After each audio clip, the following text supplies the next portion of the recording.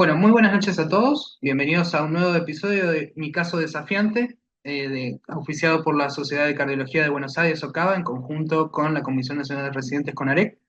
El día de hoy tenemos al equipo del Hospital Fernández. Está con nosotros Martina Cabrejos, residente de tercer año del Hospital Fernández de Cardiología.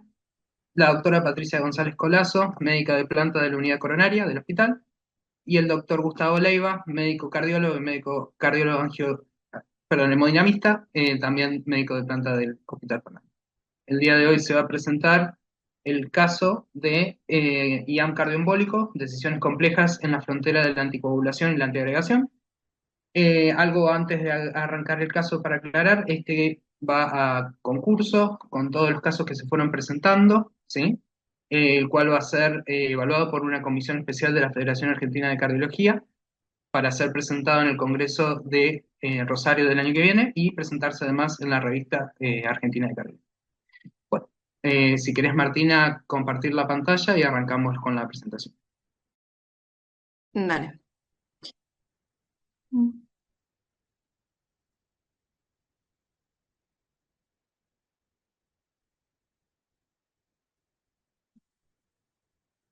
¿Está bien? Perfecto, Sí, se se ve ve bien. perfecto. Bueno, buenas noches a todos. Bueno, ya me presentó Ezequiel, soy Martina Cabrejo, soy residente del tercer año del Hospital Fernández y hoy le vamos a presentar un caso desafiante que tuvimos recientemente en la unidad coronaria. El caso inicia con un paciente varón de 68 años que había consultado a un centro médico distinto al Hospital Fernández por un dolor precordial opresivo con irradiación a miembro superior izquierdo en clase funcional 4 y una intensidad máxima de 10 en 10 de una hora de evolución. El paciente tenía como antecedentes personales hipertensión arterial, era ex tabaquista, tenía antecedente una valvuloplastia mitral por una estenosis mitral severa de causa reumática realizada en el 2015 y una fibrilación auricular de tiempo incierto no anticoagulada. Este es el electrocardiograma prehospitalario, donde se evidencia un ritmo de fibrilación auricular a 70 latidos por minuto, con un QRS angosto y un supradesnivel del ST en cara inferior y un infradesnivel del ST especular en precordiales de B1 a B5 y también con compromiso de ABL. Con este electrocardiograma y con la sintomatología del paciente se hace diagnóstico de un infarto agudo de miocardio con elevación del ST infradorsal, por lo que es derivado al Hospital Fernández para cinecoronografía de urgencia. Durante el traslado, el paciente presenta un paro cardiorrespiratorio extrahospitalario con un ritmo de fibrilación ventricular, por lo que se realiza una cardiodefibrilación con posterior retorno a la circulación espontánea en ritmo sinusal. Recordemos que el paciente tenía un ritmo de base de fibrilación auricular. Cuando ingresa al Hospital Fernández, se realiza una cinecoronografía por vía radial derecha. Esta es una vista oblicua derecha, se ve cómo se produce la coronación del tronco de la coronaria izquierda. Y en un primer momento podemos observar el segmento más proximal de la arteria descendente anterior, sin lesiones angiográficamente significativas en su extensión, y la arteria circunfleja, también sin compromiso en el segmento proximal y segmento medio de su recorrido, pero sí se evidencia a nivel distal una oclusión total del vaso. En la siguiente vista, en Dorros, se puede volver a evidenciar el compromiso de la oclusión de la arteria circunfleja. En este caso, se puede visualizar correctamente que la oclusión es de tipo cóncava y también se puede visualizar en el segmento más distal de la descendente anterior lo que pareciera ser una oclusión distal. Es decir, que hasta el momento teníamos imágenes angiográficas de un paciente con compromiso de por lo menos dos territorios coronarios distintos, pero sin lesiones ateroscleróticas en sus arterias coronarias. Se realiza la canulación de la arteria coronaria derecha, esta es una oblicua anterior izquierda, donde no se constatan lesiones angiográficamente significativas en la arteria coronaria derecha y se evidencia la dominancia de la arteria circunfleja. Se interpreta la arteria circunfleja como el vaso culpable, por lo que se decide realizar, colocar una cuerda que flanquee la lesión. Posteriormente a eso se evidencia una recuperación parcial del flujo coronario. Sin embargo, se decide posteriormente una angioplastia con balón. Posteriormente a la angioplastia con balón, tenemos una recuperación parcial nuevamente de la circulación coronaria. Sin embargo, por la alta carga trombótica que presenta el paciente, se decide realizar en sala de hemodinamia una tromboaspiración.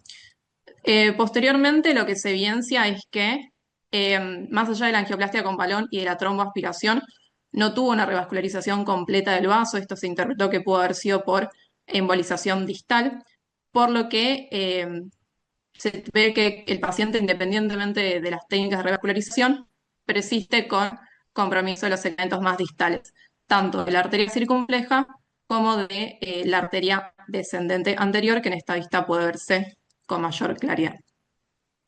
Como resumen de la cinecoronariografía, el paciente presentó un tronco de la coronaria izquierda sin lesiones, una arteria ascendente anterior con una oclusión trombótica distal con flujo timicero, con un segundo ramo diagonal con oclusión distal trombótica, una arteria circunfleja que fue dominante con un ramo descendente posterior con una oclusión trombótica flujo timicero y una coronaria derecha sin lesiones. El paciente tuvo un tiempo ventana de 3 horas 25 minutos y un tiempo puerta balón de 25 minutos y se decidió como tratamiento antitrombótico doble antiagregación con aspirina y clopidogrel, tirofiban por decisión del servicio de hemodinamia por la alta carga trombótica que había presentado el paciente y por el antecedente de la fibrilación auricular, enoxaparina parenteral en dosis anticoagulantes. Es decir, que el paciente ingresó a unidad coronaria ya con un cuádruple esquema. Este es el electrocardiograma de ingreso a unidad coronaria, en donde se constata un ritmo sinusal, aproximadamente 70 latidos por minuto, con un QRS angosto, y se observa que persiste la presencia del supradesnivel del segmento ST en derivaciones inferiores y el infradesnivel del segmento ST en las precordiales, pero de menor amplitud con respecto al electrocardiograma de ingreso, y el paciente se encontraba asintomático, así que se consideró que hubo una reperfusión exitosa. Soportan derivaciones derechas y posteriores. En las derivaciones derechas no evidenciamos cambios significativos y en las derivaciones posteriores sí se constató la presencia de una elevación del punto J, por lo que nos confirmaba el diagnóstico de ya elevación del ST inferodorsal que habíamos constatado en el electrocardiograma de ingreso. Al ingreso el paciente estaba mínimamente estable, tenía adecuada perfusión periférica, pero sí presentaba signos de insuficiencia cardíaca porque tuvo un clic imbal B de ingreso. Posteriormente se realizó un ecocardiograma transtorácico. Esta es una vista paraesternal, su eje largo, en donde ya se puede constatar por mediciones la presencia de un ventrículo izquierdo de dimensiones y espesores conservados, con una dilatación de la aurícula izquierda que impresiona severa y una válvula mitral que sorprende por el engrosamiento de sus valvas y el aumento de su ecogenicidad a expensas de calcificación, todo esto compatible con el antecedente de la estenosis mitral del paciente. Esta es una vista apical de 4 cámaras en donde se puede volver a constatar de la dilatación vía auricular y la presencia de un ventrículo izquierdo con hipoquinesia global. Tuvo una fracción de eyección calculada del 36% por fórmula de Simpson, una aurícula izquierda con un volumen de 205 ml, una derecha con una dilatación leve con un volumen de 74, y un ventrículo derecho que presentaba dimensiones conservadas, pero una función sistólica en el límite de la normalidad con un TAPC de 17. Cuando se realizó la valoración de las válvulas del paciente, se utilizó flujo Doppler, y en este caso lo que se constató a nivel de la válvula mitral era nuevamente la presencia de una válvula con una apertura comprometida, con sus válvulas calcificadas, y en el caso del flujo Doppler se puede evidenciar la presencia del aliasing, tanto a nivel eyectivo, a nivel del ventrículo izquierdo, como a nivel regurgitante en la aurícula izquierda, por lo que nos da información de una valvulopatía mixta, no solamente una estenosis mitral, sino también una insuficiencia mitral asociada. En cuanto a lo que era la enfermedad de la válvula, se realizó una medición del área de la estenosis mitral por planimetría, con un área de 0,6 centímetros cuadrados. Se obtuvo un tiempo de impresión de 350 milímetros y un gradiente medio de 20 milímetros de mercurio, todos parámetros compatibles con estenosis mitral severa. Esta es una vista de un ecocardiograma transesofágico que se realizó durante la internación. días posteriores al infarto. Solamente la colocamos acá a modo de ilustrar la enfermedad valvular del paciente, principalmente porque en esta vista lo que se puede evidenciar muy claramente es que si bien no hay imagen de trombo, sí se observa una hiperecogenicidad de la aurícula izquierda, que nos puede estar hablando de la estasia sanguínea que se presenta como consecuencia de la estenosis mitral y también de la fibrilación auricular que presentaba el paciente previo al infarto. Este es el informe del ecocardiograma transtorácico, en donde, bueno, teníamos nuevamente un paciente con un ventrículo izquierdo con una hipertrofia concéntrica leve, hipoquinesia global y una fracción de eyección reducida al 35%, con una estenosis mitral severa con un score de Wilkins de 12 puntos, que fue el calculado por el ecocardiograma transesofágico. Entonces, hasta este momento teníamos un infarto agudo de miocardio, pero que ya se veía desde el inicio que tenía muchas particularidades en su presentación, ¿no? Era un paciente que se alejaba del infarto agudo de miocardio tipo 1 o por ruptura de placa clásico que solemos tener en unidad coronaria. Entonces, una de las primeras cosas que nos preguntamos es qué características particulares podía tener este paciente que había presentado esta presentación tan atípica, y qué cosas podríamos nosotros esperar de su presentación y su evolución. La realidad es que no hay mucha información acerca del infarto agudo de miocardio por embolia coronaria. Uno de los estudios más importantes que se hizo fue por parte del equipo de Shibata. Este es un estudio retrospectivo, observacional, que se hizo en Japón, un estudio tipo cohortes, que tuvo una publicación en el 2015 y tuvo como objetivo poder estudiar la prevalencia, las características clínicas y también el pronóstico que se presenta en los pacientes que tienen infarto agudo de miocardio por embolia coronaria. Se hizo un seguimiento entre el 2001 al 2013 y se tomaron a 2.135 pacientes con diagnóstico de infarto agudo de miocardio de novo y se excluyeron aquellos pacientes que tenían antecedentes de infartos previos, angioplastias o CRM, y a todos aquellos pacientes que tenían en la cinecoronografía de ingreso lesiones coronarias que fueran mayor o igual al 25%, a excepción de la lesión culpable del infarto. Con este criterio de exclusión se obtuvo una cohorte final de 1.700 pacientes y acá aparece un primer dato importante y es que de ese total de pacientes, 52, que se corresponden con casi el 3%, eran pacientes que tenían diagnóstico confirmado o probable de embolia coronaria. Y esto es importante porque hasta antes de este estudio, toda la información con respecto a la prevalencia y la evolución de los pacientes con infarto secundario embolia coronaria provenían de autopsias. Este es el primer estudio que se realiza y que nos da información al respecto, ¿sí? Los criterios que se utilizaron para definir infarto por embolia coronaria son los mismos criterios que se siguen utilizando hasta el día de hoy. Son criterios mayores y criterios menores. Dentro de los criterios mayores tenemos o la evidencia angiográfica de trombo en la cinecoronariografía sin componentes ateroscleróticos, la presencia de embolización coronaria en múltiples sitios o múltiples vasos, o la embolización sistémica sin la presencia de un trombo en el ventrículo izquierdo. Y como criterios menores, que el paciente tenga lesiones que sean menor al 25%, que tengan una fuente embólica documentada por imagen, ya sea por ecografía, por tomografía o por resonancia magnética, que tengan factores de riesgo embólicos, como pueden ser una fibrilación auricular, valvulopatías o cardiomiopatías. Particularmente nuestro paciente cumplía 2 criterios mayores y 2 criterios menores, y cuando evaluamos cuáles forman parte de lo que sería una embolia definitiva o una embolia probable, si tomamos 2 o más criterios mayores sería una embolia definitiva, y si tomamos uno mayor y 2 o más menores sería también una embolia definitiva, que sería la categoría de nuestro paciente. Si solo se cumple un criterio mayor y un criterio menor o 2 criterios menores, ya estamos dentro de un diagnóstico probable.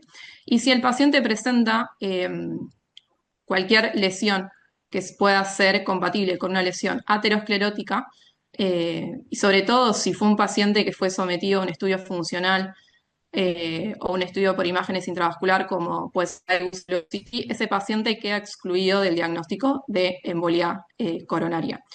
Y esto es importante porque este estudio fue tan restringido en términos de poder excluir a todos aquellos pacientes que pudieran tener lesiones ateroscleróticas. Este valor de un 3% de los infartos son por embolia coronaria debe tenerse en cuenta en términos de que puede ser que estemos infraestimando el valor en aquellos pacientes que, aparte de un infarto cardioembólico, pueden haber tenido un infarto por ruptura de placa. Cuando se observaron las características clínicas de los pacientes con embolia coronaria y se los comparó con aquellos pacientes de este estudio que no tenían embolia coronaria, lo que se observó es que tenían un perfil clínico muy definido y muy distinto con respecto al paciente tradicional con ruptura de placa.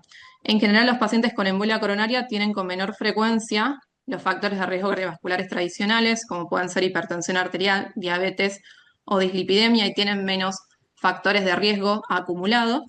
Los autores en este estudio lo que proponen es que tal vez esta diferencia estadísticamente significativa en términos de riesgo cardiovascular puede estar asociada justamente a este criterio tan restringido de excluir a todos aquellos pacientes que puedan haber tenido una placa aterosclerótica.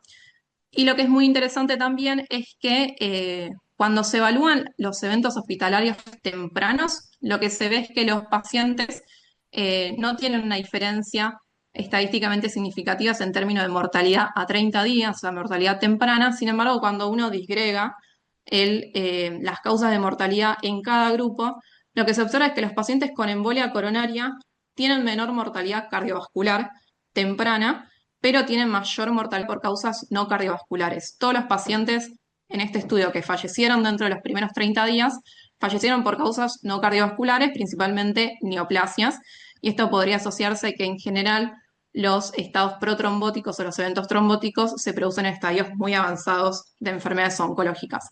En cambio, los pacientes con infartos sin causa de embolia coronaria, cuando fallecían dentro de los primeros 30 días, fallecían por causas cardiovasculares con una diferencia estadísticamente significativa, y este es un dato que debemos recordar para las próximas diapositivas porque va a ser relevante en términos del pronóstico del paciente.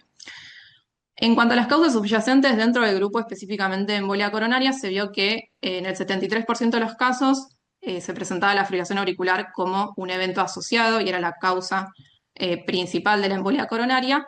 En segundo lugar, la cardiomiopatía, un 25% de los pacientes, uno de cada cuatro, tenían una cardiomiopatía asociada, la más frecuente de ellas, una miocardiopatía dilatada idiopática. Y en tercer lugar, enfermedad valvular, entre ellas la estenosis mitral. Bien. Y dentro de lo que eran las arterias coronarias comprometidas, lo que se observa es que en este estudio hay una distribución, una frecuencia igualitaria en términos del compromiso de las tres arterias coronarias. Sin embargo, si sumamos la frecuencia del compromiso de la descendente anterior y la frecuencia del compromiso de la arteria circunfleja, abarcan el 70% de los infartos por embolia coronaria, por lo cual se concluye que el territorio vascular más comprometido en estos casos es el de la coronaria izquierda, ¿sí? Y el 15% de los pacientes, como fue el caso de nuestro paciente, se presentan con embolización multivaso. En cuanto a los procedimientos que se realizaron en hemodinamia, del total de pacientes que eran 52, el 56% de ellos fueron sometidos a una intervención coronaria percutánea, y de ellos, que eran un total de 29 pacientes, 28, o sea, prácticamente la totalidad, tuvieron como método inicial la tromboaspiración. De estos pacientes que tuvieron tromboaspiración inicial, el 18% tuvieron una implantación de stent y el 14% tuvieron angioplastia con balón. El resto de los pacientes solamente tuvieron tromboaspiración como método de revascularización. Y el paciente restante solamente tuvo angioplastia con balón sin tromboaspiración. Y cuando se evalúan los resultados posteriores a la revascularización, lo que se observa es que solamente el 63% de los pacientes alcanzan un flujo distal TIMI-3, que es un valor significativamente menor al que se observa en los pacientes que cursan infarto por ruptura de placa, y es lo que ocurrió con nuestro paciente. Y de los pacientes restantes que tuvieron fracaso en términos de no alcanzar una revascularización con un flujo distal TIMI-3, las causas principales fueron por un diámetro de un vaso pequeño que no le permitiera poder ser franqueado por un dispositivo como puede ser la tromboaspiración, o porque después de la tromboaspiración o después de la angioplastia con balón se produjo embolización distal con compromiso de la microvasculatura. Cuando se valoró el pronóstico de los pacientes a largo plazo, lo que se evidenció es que los pacientes con infarto por embolia coronaria presentaban un peor pronóstico a largo plazo, con mayor mortalidad por todas las causas y mayor mortalidad cardiovascular. Que esto es algo que se diferencia notablemente con respecto a la mortalidad temprana a los 30 días. Recordemos que decíamos que los pacientes por infarto por embolia coronaria, en general, fallecían en los primeros 30 días por causas no cardiovasculares. Sin embargo, a largo plazo, cuando se evalúa el seguimiento a los años, se observa que esos pacientes tienen mayor mortalidad cardiovascular y se postula que esto podría estar asociado a la mayor cantidad de comorbilidades cardiovasculares relacionadas o a la fibrilación auricular, a las valvulopatías o a las miocardiopatías que pueden llegar a presentar estos pacientes. Y este es un dato que va a ser consistente en el resto de los estudios que se hagan en torno al infarto por embolia coronaria. Este es un segundo estudio que tuvo el mismo espíritu que el estudio llevado a cabo por Shibata. También tuvo como objetivo poder seguir recabando información acerca de la presentación clínica y el pronóstico de los pacientes que tienen infartos por embolia coronaria. Sin embargo, en este estudio en particular se agregó un punto adicional que era el rol de la fibrilación auricular en el infarto agudo de miocardio. Este fue un estudio retrospectivo, observacional, unicéntrico de tipo cohorte, en donde se tomaron un total de 2.368 pacientes que habían cursado internación por un infarto con supradesnivel del ST y que habían sido sometidos a una intervención coronaria percutánea. De este total de pacientes, 5.1% de los pacientes habían tenido un diagnóstico confirmado de embolia coronaria. Sin embargo, de este total se excluyeron a todos aquellos pacientes que habían tenido embolia coronaria sin fibrilación auricular. Por lo tanto, se tomó una cohorte final de 2.300 pacientes que fueron divididos en 3 grupos según la presencia de infarto de miocardio con elevación del ST, de embolia coronaria y de fibrilación auricular. El grupo A eran pacientes que tenían infarto agudo de miocardio, pero a su vez tenían fibrilación auricular y embolia coronaria. Estos representaron el 2% del total de los pacientes. En el grupo B eran pacientes que tenían infarto agudo de miocardio y fibrilación auricular, pero no tenían diagnóstico de embolia coronaria. Ellos representaron aproximadamente el 8%. Y el tercer grupo, que fue el grupo que abarcó el 90% de la población, eran pacientes con infarto de miocardio con elevación del ST, sin FA y sin embolia coronaria. ¿Qué fue lo que arrojó este estudio? Bueno, en principio lo que se evidenció es que los pacientes del grupo A y del grupo B, que eran aquellos que tenían todos ellos fibrilación auricular, eran pacientes más añosos y principalmente mujeres con respecto a los pacientes que solamente tenían infartos sin fibrilación auricular.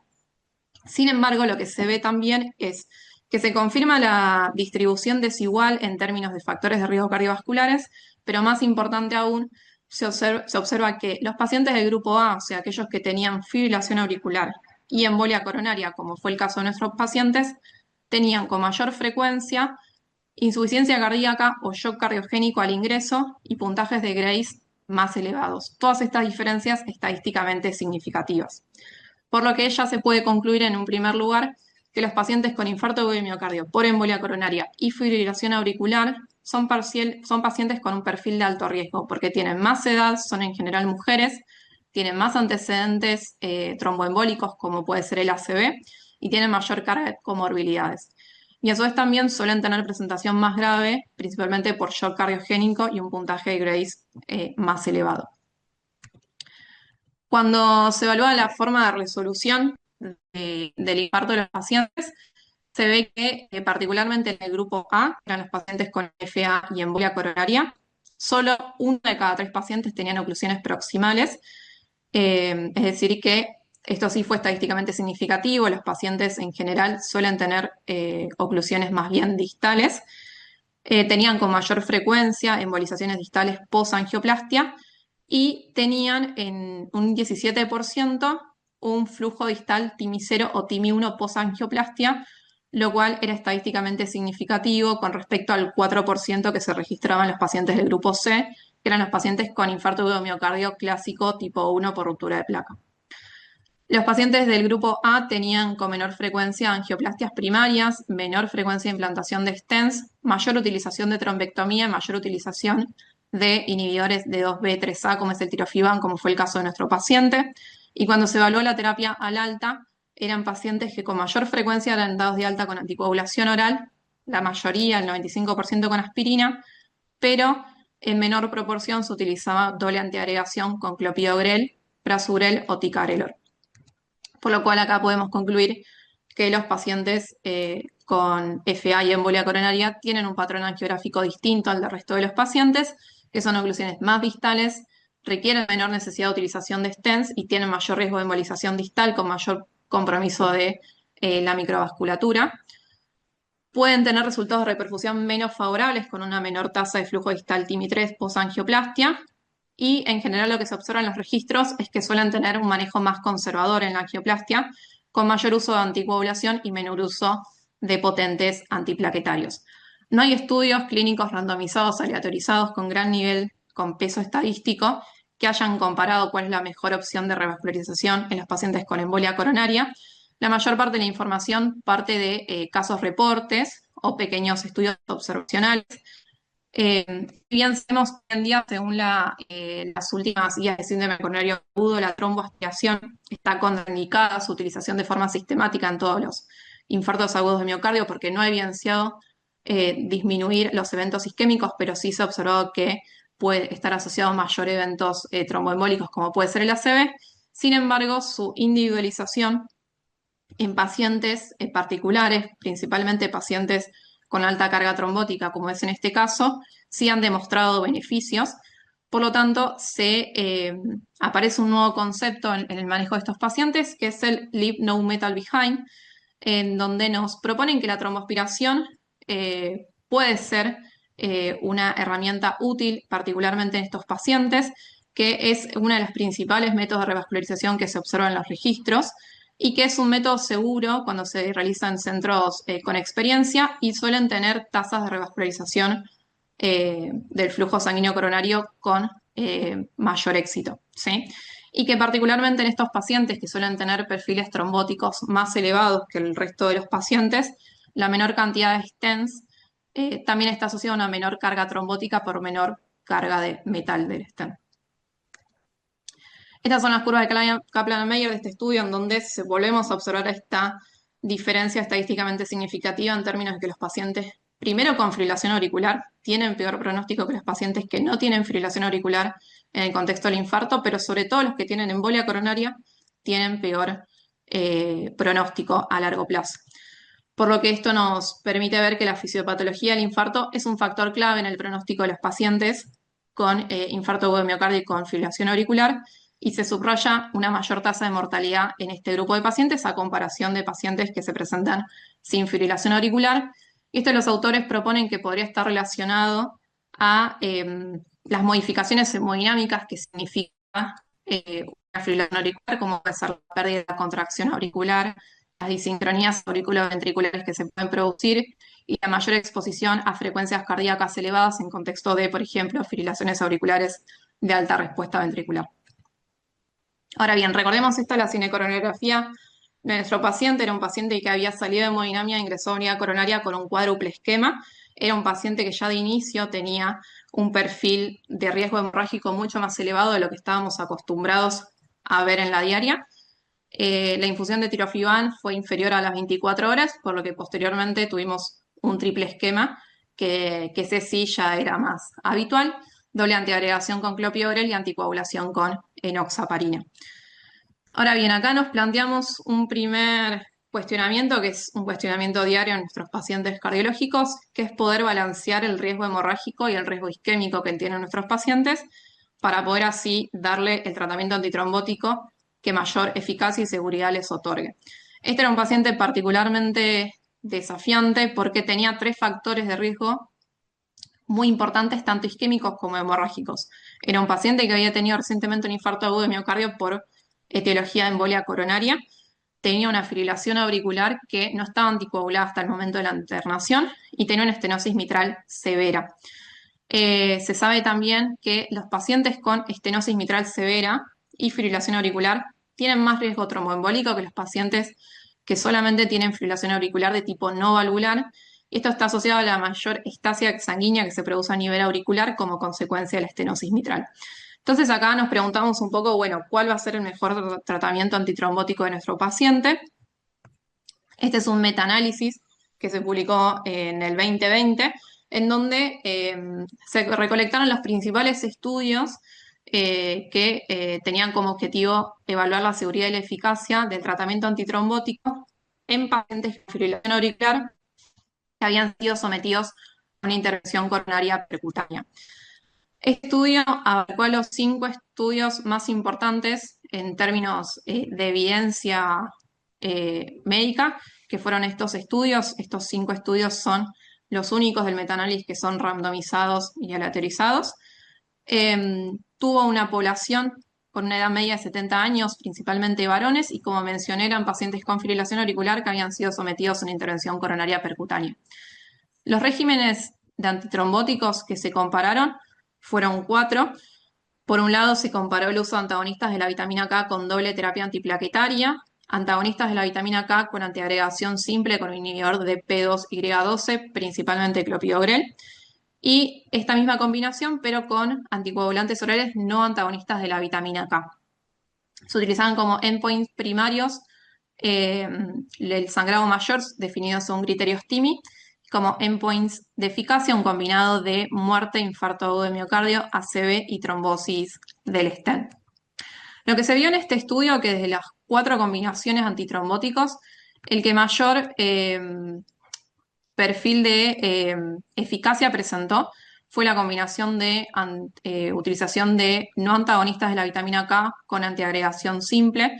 Esto tuvo una diferencia estadísticamente significativa y fue el que menor tasa de eventos hemorrágicos presentó, sin diferencia en los 4 regímenes antitrombóticos en términos de la prevención de eventos isquémicos.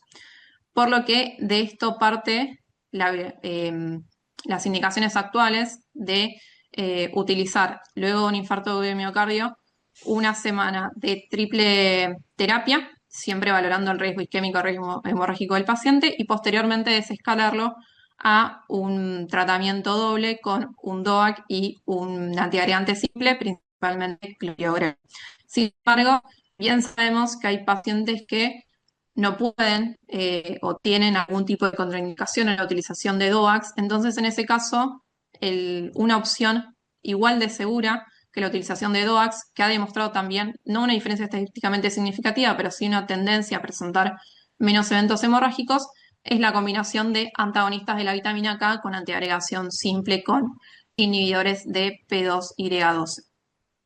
Ahora bien, nuestro paciente, que es portador de una estenosis mitral severa, bien sabemos que la información, la evidencia actual nos dicen que la utilización de DOACs no estarían indicado, principalmente por falta de evidencia para evaluar su capacidad de prevenir eventos tromboembólicos y de prevenir también eventos hemorrágicos.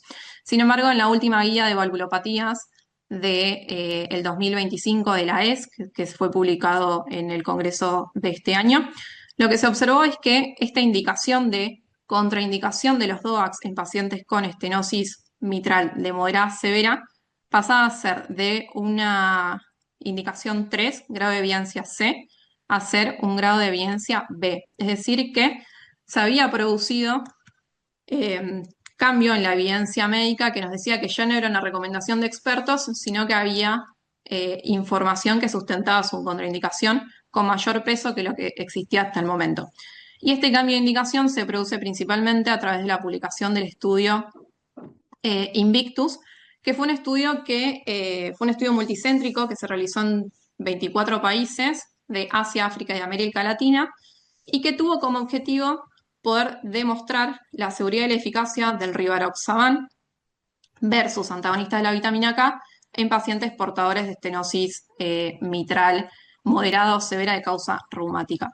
Estos pacientes, la población que fue incluida en este estudio, eran pacientes mayores de 18 años con fibrilación auricular y enfermedad cardíaca reumática tenían que presentar alguno de los siguientes factores, que era un chat-VAX mayor o igual a 2, un área mitral menor o igual a 2 centímetros cuadrados, o la presencia de trombo o contraste espontáneo en la aurícula izquierda, y se excluyeron de este estudio todos aquellos pacientes o que eran portadores de válvula mecánica o que tenían indicación de antiagregación dual o que tenían una insuficiencia renal grave. Se usaron como outcome primario de eficacia ACV, infarto, embolia sistémica y muerte por causa vascular, y outcome primario de seguridad, sangrado mayor, y como mencioné previamente, a la totalidad de pacientes, que fueron 4.500, se los aleatorizaron a dos ramas, la rama del rivaroxaban, a dosis plena o dosis reducida, según su función renal, y la rama de antagonistas de la vitamina K, con un RIN ajustado entre 2 y 3 puntos.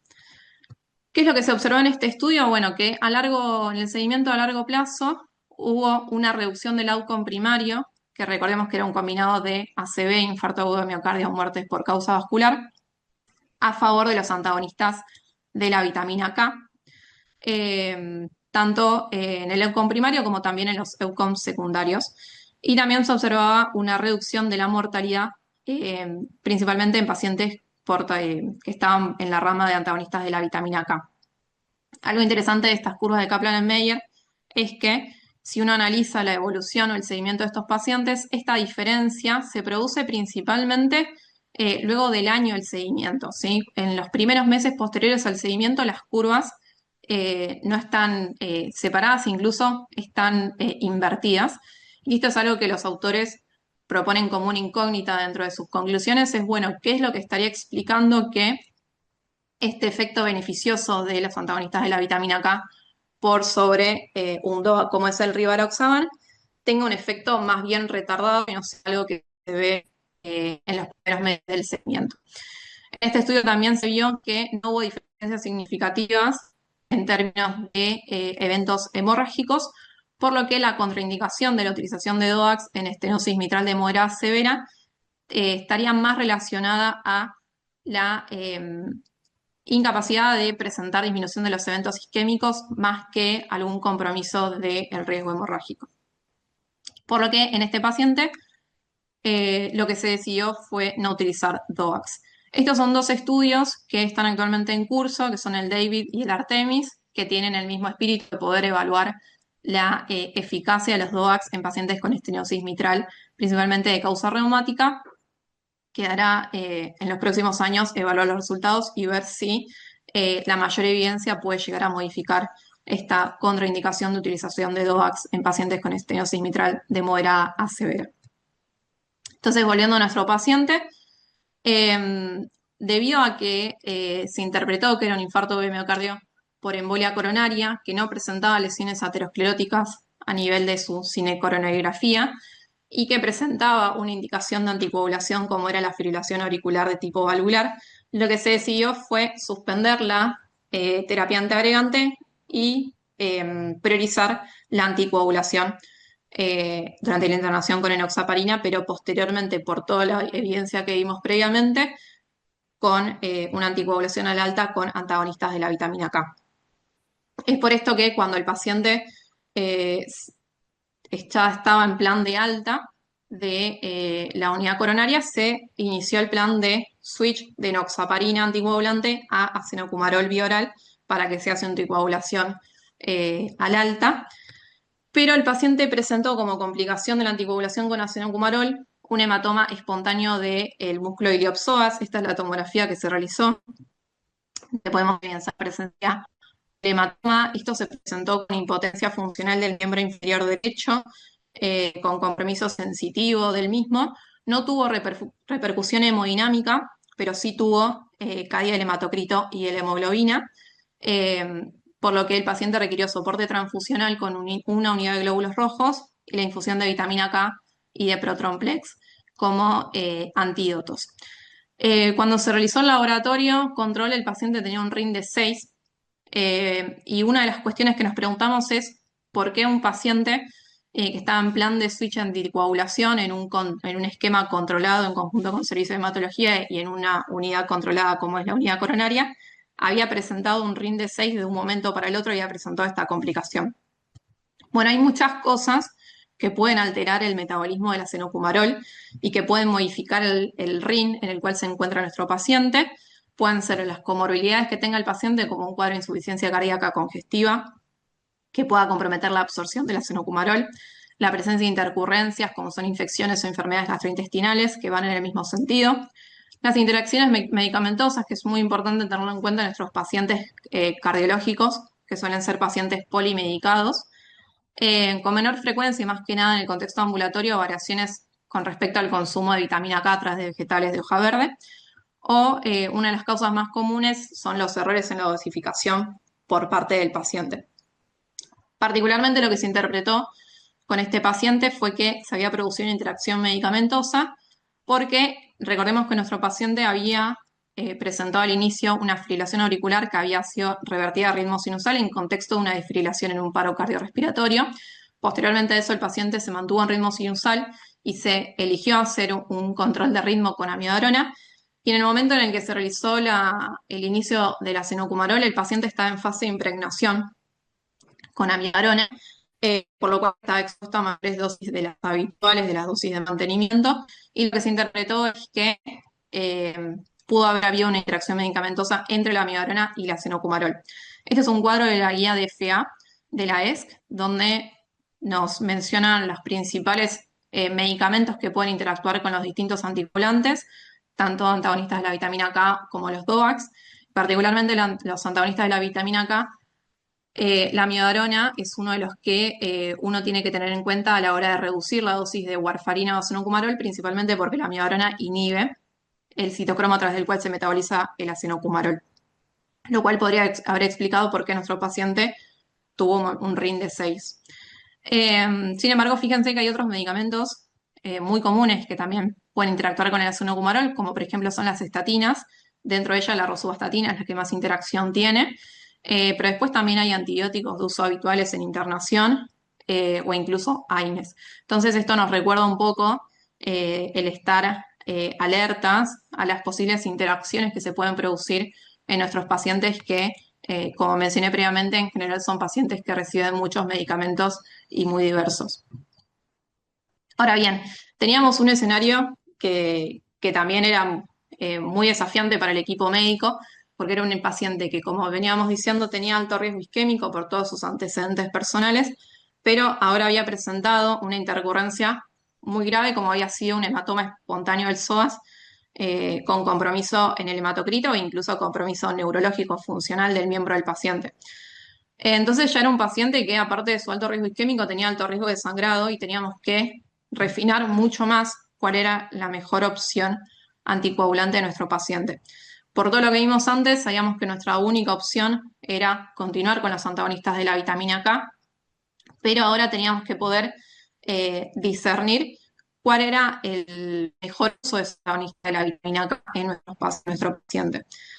Una de las cosas que nos preguntamos fue, bueno, si en el rango estándar que se suele proponer en las guías clínicas de rango anticoagulante de 2 a 3 puntos en un paciente portador de una válvula nativa, dentro de todo ese espectro, ¿dónde podríamos nosotros ubicar a nuestro paciente con mayor seguridad y sin poder comprometer la capacidad de prevenir eventos isquémicos?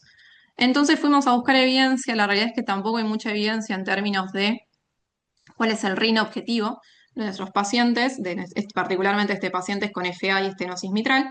Este es el primer estudio que se desarrolló y es casi uno de los únicos que hay con respecto al tema, que es un estudio que se publicó en el 2003, que es un estudio clínico aleatorizado, prospectivo, que se realizó en Italia, vale decir, en una clínica especializada en anticoagulación.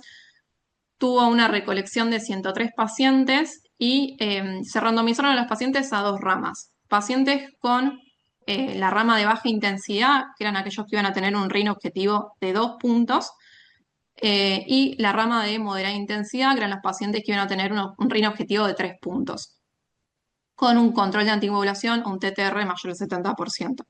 Lo que se observó es que no hubo diferencias en cuanto a los eventos tromboembólicos sistémicos, ni tampoco hubo diferencias con respecto a los sangrados mayores. La única diferencia estadísticamente significativa se produjo en términos de los eventos de sangrado menor, que fue mayor en aquellos pacientes de la rama de moderada intensidad, que eran aquellos que estaban más cerca de un RIN de 3. Por lo cual, de este estudio pequeño y que, repito, se realizó en una clínica especializada en anticoagulación, lo que se concluyó es que la anticoagulación de baja intensidad, con un RIN más bien cercano a 2, es tan eficaz y segura como la de moderada intensidad para prevenir eventos tromboembólicos en pacientes con estenosis mitral con fibrilación auricular a expensas de menos sangrados menores. Después seguimos evaluando la información con respecto a este tema y encontramos este estudio, que es un estudio que se publicó recientemente en el 2025, que tiene la particularidad de haber evaluado la intensidad del tratamiento anticoagulante en pacientes portadores de una estenosis mitral de moderada a severa, pero del sudeste asiático. Este es un estudio que se realizó en Tailandia y tuvo como el objetivo de este estudio, que es lo que comentan los autores en su publicación, fue poder lograr evidencia en una población como es la población asiática, que suele tener perfiles genotípicos, fenotípicos diferenciales con respecto al resto de la población, como es, por ejemplo, un mayor perfil hemorrágico. Esta población no se veía representada en la práctica clínica por el resto de los estudios, por lo que desarrollaron un estudio que particularmente los abarcara a ellos como población con su propio perfil hemorrágico. Este fue un estudio que tuvo un seguimiento de aproximadamente 4 años. Como mencioné, tenía como objetivo determinar la intensidad óptima de la anticoagulación con warfarina en pacientes del sudeste asiático con estenosis mitral reumática de moderada a grave. Se utilizó como outcome primario de eficacia los eventos tromboembólicos como son ACV, AIT o embolia periférica, y como outcomes de seguridad los eventos hemorrágicos como son hemorragias mayores, las hemorragias menores, y este grupo eran aquellas hemorragias mayores pero que no habían sido fatales. Y lo interesante de este estudio es que de la totalidad de la población, que fueron 3.500 pacientes, fueron randomizados a 6 grupos distintos según un RIN target. Teníamos un grupo con un RIN inferior a 1,5, con un RIN de 1,5 a 2, un tercer grupo con un RIN de 2 a 2,5, un cuarto grupo con un RIN de 2,5 a 3, un quinto grupo con un RIN de 3 a 3,5 y un último grupo que tenía un RIN objetivo mayor a 3,5. ¿Qué es lo que se observó en este estudio? Bueno, que en términos de eventos tromboembólicos, hay un aumento significativo por debajo del RIN de 2,5, sin diferencias con respecto a un RIN de entre 2,5 y mayor a 3,5.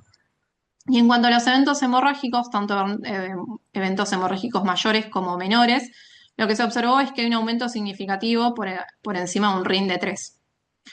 Y cuando se combinaron ambas curvas y se evaluó lo que es la incidencia de densidad, que es un término estadístico que relaciona la cantidad de eventos totales en función de la población expuesta, lo que se observó fue lo siguiente: la línea continua es la línea que representa los eventos tromboembólicos por cada 100 pacientes años, la línea punteada es la que representa los eventos hemorrágicos mayores por cada 100 pacientes años, y lo que se observó es que la zona de intersección de ambas curvas se produce principalmente entre un RIN de 2 y un RIN de 3. Este beneficio en cuanto a bajos eventos hemorrágicos y bajos eventos tromboembólicos también se extendió hacia el grupo que estaba entre un RIN de 3 y un RIN de 3,5, pero a expensas de mayor tasa de frecuencia de eventos hemorrágicos.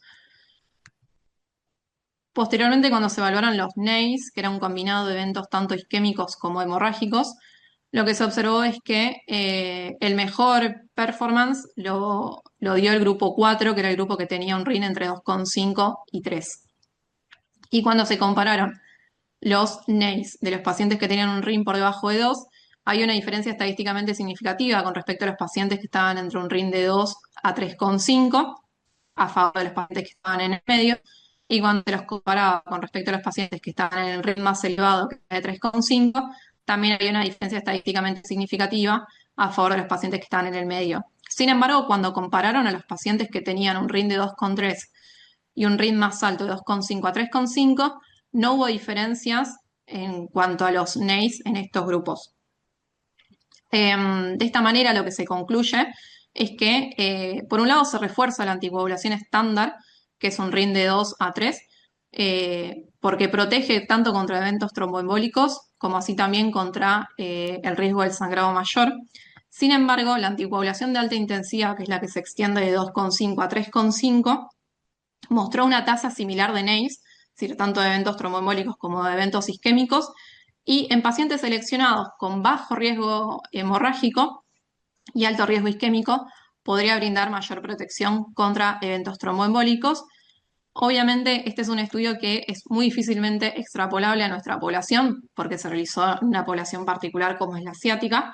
Sin embargo, nos permite comenzar a pensar y considerar si dentro de todo el espectro amplio del RIN anticoagulante que nosotros queremos alcanzar en nuestro paciente, si es lo mismo o no extenderse más hacia el límite inferior o hacia el límite inferior. Y para eso es fundamental la evaluación del riesgo isquémico y riesgo hemorrágico de nuestros pacientes. Ya para ir cerrando, solo mencionar que nuestro paciente tuvo una evolución favorable luego de su infarto agudo de miocardio. Se realizó un ecocardiograma transtorácico un mes después del evento, en donde tuvo recuperación de su función biventricular. Actualmente tiene una fracción de eyección del 30% perdón, del 60% para una previa del 35%, y tiene un TAPSE de 30 para un previo del 17%, es decir que salió del periodo de atontamiento miocárdico como consecuencia del infarto. Tuvo una buena resolución de su complicación hemorrágica, como fue el hematoma femoral, y posteriormente se logró alcanzar la anticoagulación nuevamente con antagonistas de la vitamina K, con ácido cumarol. El paciente fue dado de alta esta semana en un RIN anticoagulante 2,6, sin complicaciones, y está en plan de seguimiento ambulatorio para su reemplazo de válvula mitral. Como conclusiones de nuestro paciente y de nuestro caso, por un lado, este nuevo concepto que para mí fue novedoso a la hora de poder recabar información sobre este paciente, que era el Leave No Metal Behind, que básicamente representa un enfoque terapéutico guiado por la etiología y en donde nos recuerda que se puede reservar la implantación de un stent únicamente para el infarto aterosclerótico y que podríamos priorizar las técnicas de preservación del vaso nativo en el caso de los infartos embólicos, lo cual esto también nos habla de que la mejor terapia es la que se adapta de manera precisa a la causa del evento del paciente. Por el otro lado, el concepto de not one size fits all, ¿sí? Es decir, que no existe una única estrategia de prevención de trombosis que sea óptima para todos los pacientes. Como vimos, nuestro paciente tenía particularidades, características muy particularidades y tuvo complicaciones que no eran esperables por nosotros y que también nos desafiaron, y que por lo tanto la elección del tratamiento anticoagulante o tratamiento antitrombótico de los pacientes debe ser altamente individualizada y se deben considerar todos los factores posibles para poder maximizar la eficacia y sobre todo la seguridad del tratamiento antitrombótico de nuestros pacientes. Y que por el último, eh, para poder hacer eso es fundamental la valoración continua y dinámica del riesgo isquémico y del riesgo hemorrágico de los pacientes, y para esto tenemos que tener en cuenta todas sus características. Así que eso es todo y muchas gracias por su atención.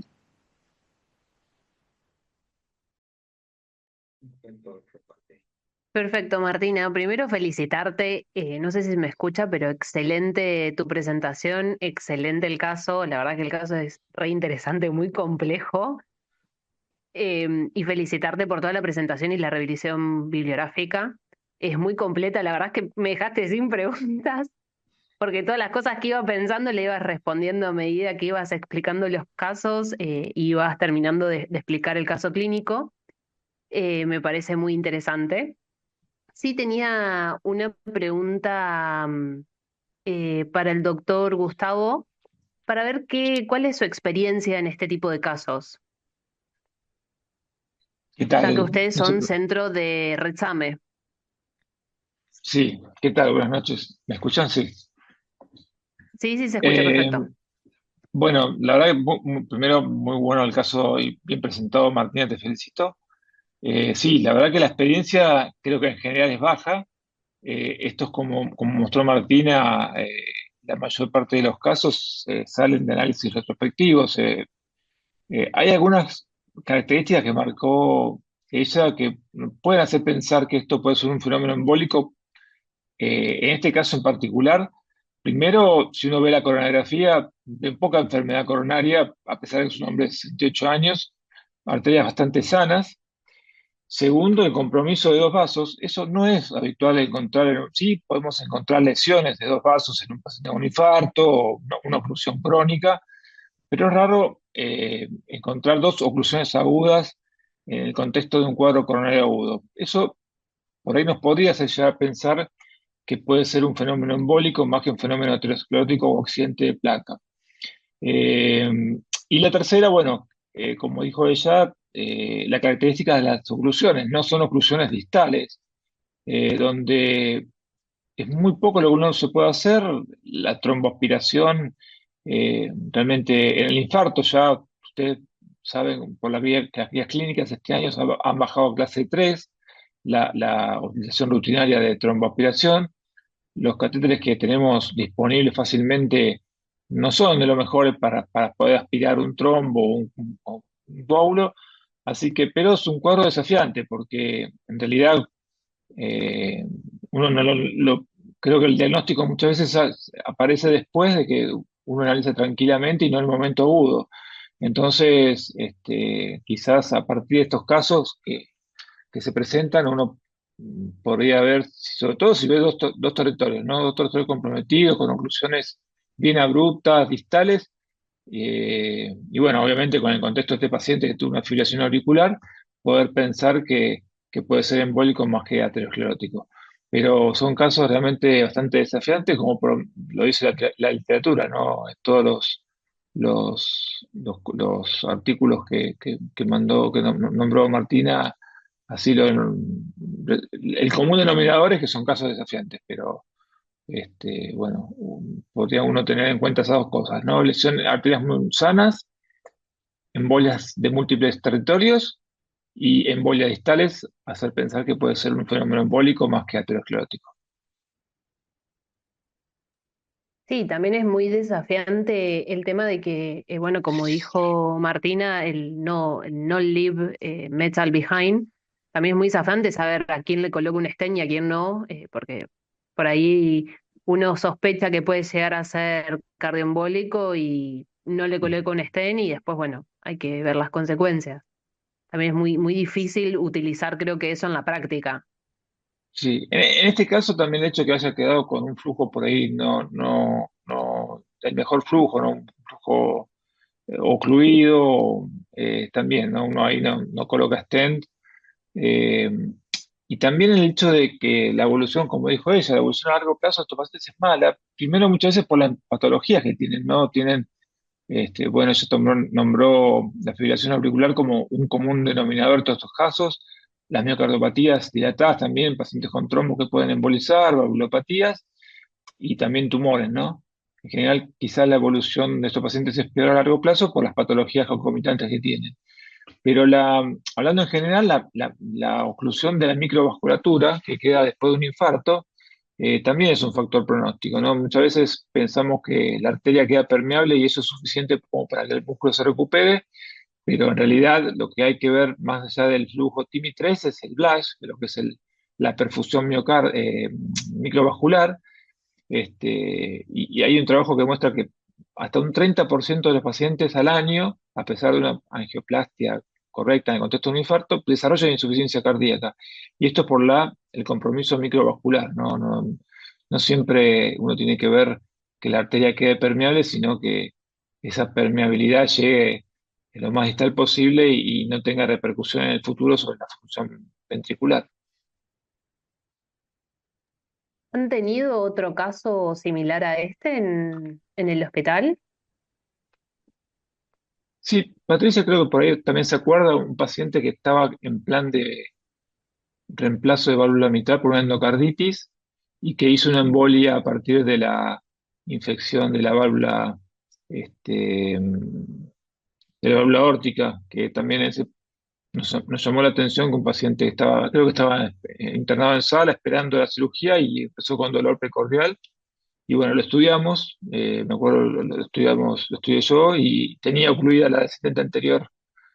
No recuerdo si en ese caso era múltiple territorio, pero tenía ocluida la descendente anterior. No sé si te acordás, Patricia, vos. Estás muteada. Sí, justamente, sí, justamente antes de empezar, Ezequiel nos preguntaba, ¿era la endocarditis? O sea, hemos tenido algunos casos complejos en el servicio, eh, pero creo que la ventaja de este paciente es haber llegado muy rápido a todo, ¿sí? La ventana fue corta dentro de todo lo que pasó, eh, Ujú. y a la hora de decidir también creo que es importante un dato que quedó tal vez, tuvo un paro extrahospitalario este paciente. El hemodinamista se encontraba un paciente post-paro con dos arterias tapadas y no es un momento para pensar tan fácil, es un momento para reaccionar y se actuó muy bien en base a la clínica radiológica, digamos, de las imágenes. Que en el contexto también de ser, a diferencia del otro paciente que era endocarditis, este paciente era trombo, parecía trombo fresco y eso ayudó también mucho después, creo yo, en el pronóstico del paciente y en la recuperación de la función ventricular.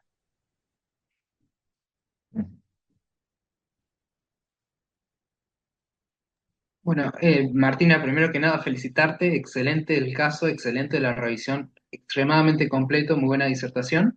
Te quería preguntar si recordás con qué indicaciones se fue del paciente, por un lado, si acordás de eso. Sí, no, el paciente se fue con un tratamiento farmacológico simple, se fue con la anticoagulación con acenocumarol. En ese contexto se fue también con espironolactona, con amidavarona como parte del tratamiento de control de ritmo, y bisoprolol a dosis baja de 2,5 miligramos. Sí, fue un esquema, fue uno de los esquemas farmacológicos más cortos de nuestros pacientes de alta. Perfecto. Y también algo que me gustó mucho para destacar, que fue a la mitad de la revisión, es tener en cuenta que las interacciones farmacológicas, la consecuencia que hubo con el tratamiento con acenocumarol y la interacción con la amiodarona, que muchas veces, tanto en la internación como en el consultorio, no los tenemos en cuenta hasta que sucede, lamentablemente. Muy buena esa tabla. ¿Hay algún plan de seguimiento, alguna perspectiva con este paciente? ¿Qué se plantearon para seguirlo en consultorios? Ahí te interrumpo yo. Este paciente en un principio y con la función ventricular deteriorada que tenía fue presentado también en Ateneo de Servicio con también con la gente de hemodinamia y cirugía cardiovascular y con el TAPSE deteriorado y la FEI del BI deteriorada se planteó hacer un reemplazo, un implante transeptal de válvula mitral, y al principio estábamos todos enfocados en eso, que iba a ser el primero capaz que en el país, y después posteriormente como el paciente recuperó la función ventricular izquierda y derecha, se volvió a replantear totalmente como que su pronóstico era mejor y podía esperar cirugía. Entonces está en un concomitante de seguimiento valvular y de cirugía porque es como que volvió a ser la persona que podíamos entrar a quirófano, que era una discusión, fue muy interesante e intensa con los cirujanos con respecto a cuál iba a ser el mejor procedimiento. Esto fue antes de todas las complicaciones que hizo, sobre todo el paciente con el sangrado y todo lo que hizo. Una aclaración, lo que decís, Patricia, yo por lo menos tengo entendido esto, el implante percutáneo de válvula mitral, que se conoce como Valvin-Mac, eh, se hace en el mundo, está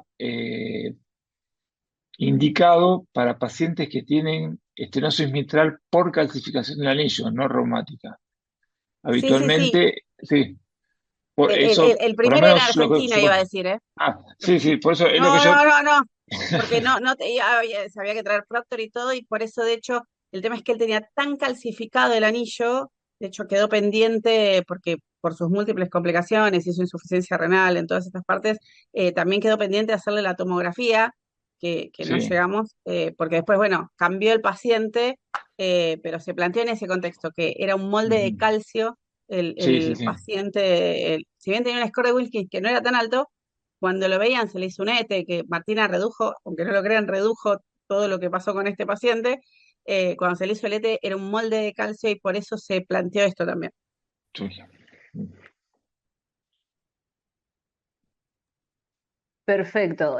Nada, Martina, volverte a felicitar me parece excelente el caso, la presentación, las diapositivas, la revisión bibliográfica, absolutamente todo. Felicitarte. No sé si alguien más tiene alguna pregunta o si quieren aportar algo más con respecto a este caso. No sé, tanto Yo Patricia antes como de, Gustavo. que lo último que quiero Sí. decir es agradecerle a los doctores que ambos o sea, el trabajo lo hice yo, pero obviamente ellos me asistieron y me asesoraron para evaluar la coreografía, para evaluar la información más importante del paciente, para acortar la clase, la charla, que también era mucho más extensa, así que a los dos doctores les agradezco por haberme asistido con toda la amabilidad del mundo para presentar esto.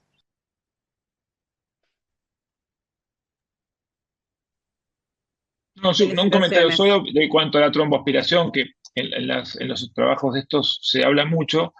En realidad no son, y por eso que creo que cayeron en desuso los métodos de tromboaspiración manual, como los catéteres de tromboaspiración.